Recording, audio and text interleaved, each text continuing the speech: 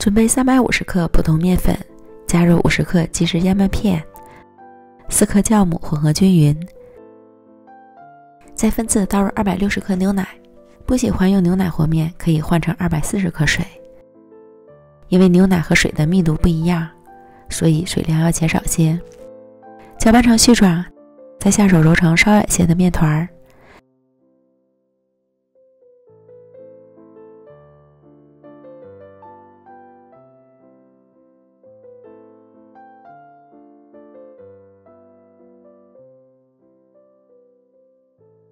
移到案板上，继续将面团揉至细腻光滑，可以像洗衣服一样揉搓。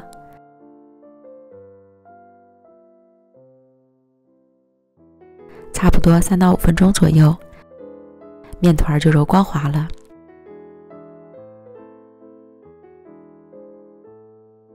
撒点面粉防粘，盖好松至5分钟，这样方便擀制。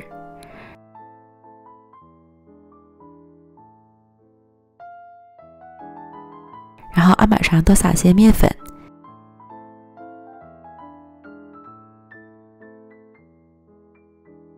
先将面团上下擀开，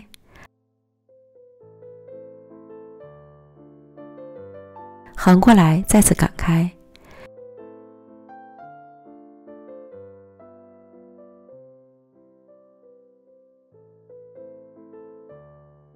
最后擀成长方形大面饼，厚度在3毫米左右。再均匀的铺上一层红豆，你可以用蜜红豆，也可以自己煮一些红豆，拌点白糖，都是一样的。然后将红豆按压几时，再将面片上下对折形成3折，按压出里面的空气。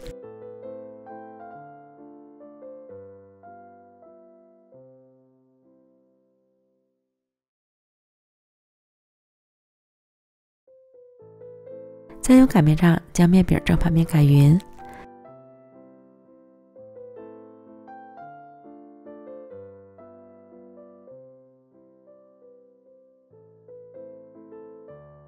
擀好的厚度在1厘米左右，再按自己喜欢的大小分割成小块。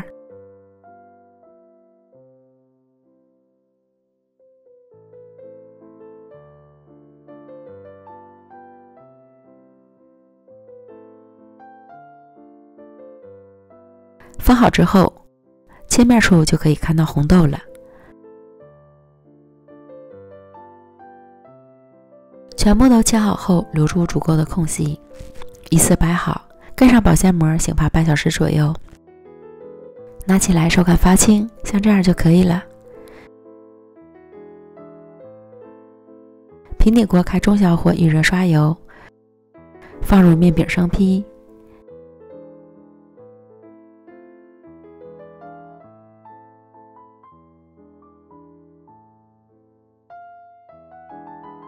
底部烙至上色后翻面，颜色金黄金黄的，非常漂亮。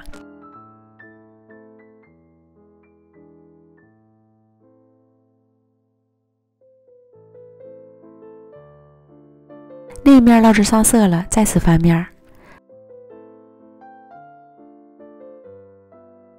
按压饼能快速回弹，就说明熟透了。出锅。这样做的红豆饼松软微甜，不油腻，只需1次发酵，省时省力，简单还好吃。吃起来柔软筋道，浓郁的麦香，淡淡的奶香，营养健康又好吃。喜欢的朋友就赶快试试吧。美食天天更新，咱们明天见，拜拜。